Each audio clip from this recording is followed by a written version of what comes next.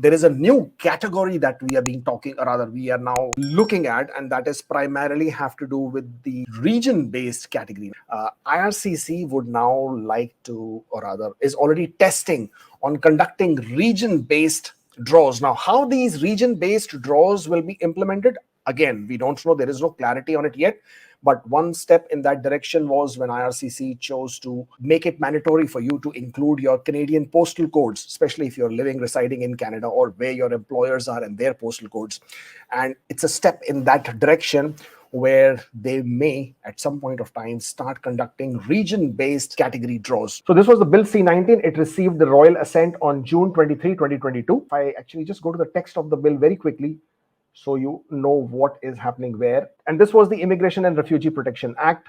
In this, under Section 377, it basically allowed the immigration minister to be given the authority to create groups. Immigration minister had now the authority to create groups based on occupation, based on economic priorities, based on whatever the immigration minister thought was required to promote healthy immigration into Canada. Specifically, under this law, geography is not mentioned. Geography is not mentioned. Region is not mentioned. Categories are not mentioned. But it basically said that the immigration minister had to consult with the stakeholders, who could be provincial government, lobbies, the trade organizations, and any other stakeholders, including the law practitioners as well, in order to agree upon the categories. Now, it basically roots out from that particular motion M44 text, right? That's where the first time it was asked for something like this. Then the strategies document came out. Then the Bill C-19 came out. So this is how it has been transitioning for the last 3 years. Here, 2023, what IRCC has been doing is IRCC has been testing within Express Entry. Now, we all know Express Entry is very glitchy, right? Every time they try to make some small change, the system goes bonkers, right? We saw that with the knock system, right? When they changed the knock, we saw that when they tried to do category draws, the system went total kaput, and there was a big long gap of draws, and we did not know what the hell was going on, and there was a big pause, right? Last year, they did introduce that if you were inside Canada, then you had to correctly indicate your postal code. That was the latest change that has been introduced into the Express Entry, that you have to now include your postal code, not only for your residence, but also for your employer. Where is your employer based? That employer address. Remember, if you're entering the information in your Express Entry profile about your work experience, you have to also very clearly indicate the postal code, your residential postal code and your employer's postal code. What I want to show you now is, so this is the actual source of what I'm talking about. This has been obtained through the ATIP notes by my very good friend, Stephen Murins, who's an immigration lawyer based in BC. You can go to his Twitter account and you will find the same thing on his Twitter account as well. This has been obtained through ATIP notes. And here it says, which is a communication between, I guess, two officers in IRCC, which says business requirements for regional selection in category-based selection. Please let me know the outcome, blah, blah, blah. Text changes into the CR scheduled for the regional based selection. This is where it's coming from. So you guys should be aware that it's going to come, it's going to happen.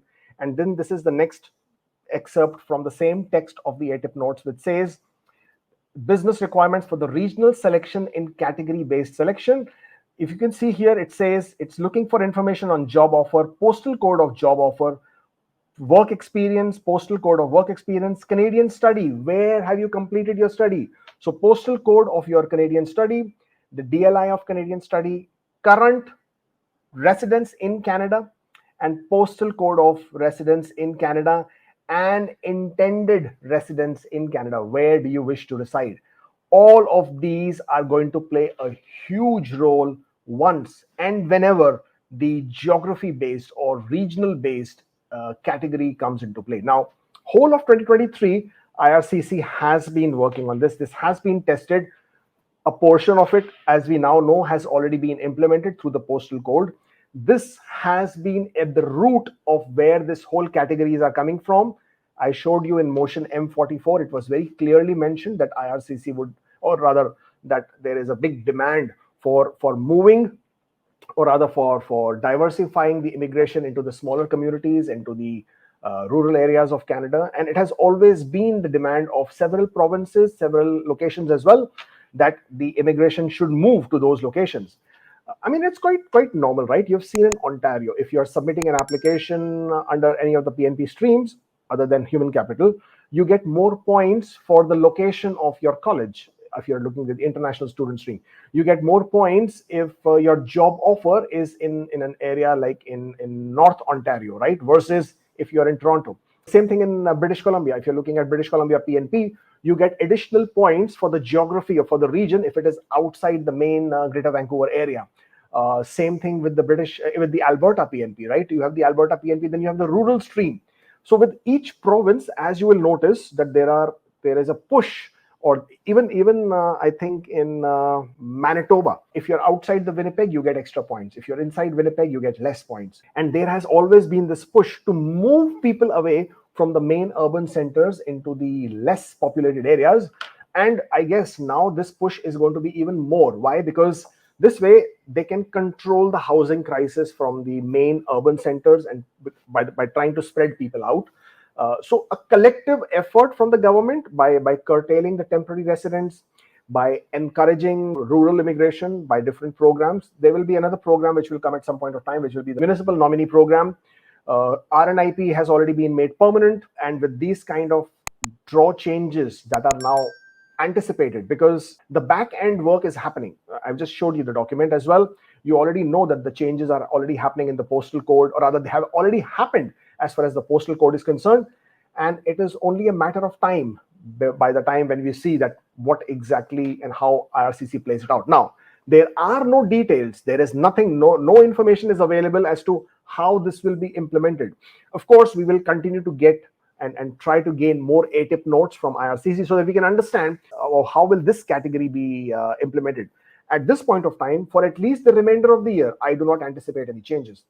Mark Miller has already said very clearly through one of the advisories that the categories will remain the same for the remainder of the year. So at least for 2024, you don't have to confuse yourself. You don't have to worry about, will there be a new category this year? Will CEC draw happen? Will domestic draw happen? Will this category not happen? Will STEM not happen? All the category draws will continue to happen. It is just that this new category that we are now aware of, when will that be implemented? That is just a matter of time. But I've been doing this live streams since 2022 in the sense of what to anticipate. This was a very, very important information that I had to share with you. If you are aware of this kind of a change, then sometimes you are able to plan and pivot and course correct if you have to. So therefore, it's always important to be in the know, to have the knowledge, to understand how that can impact you for your future plan or journey way ahead. So that is the reason why we do this. Thank you so much for joining in. It was nice catching up with you guys. Nice bringing this to you. Stay tuned, and I will bring you more when I come back.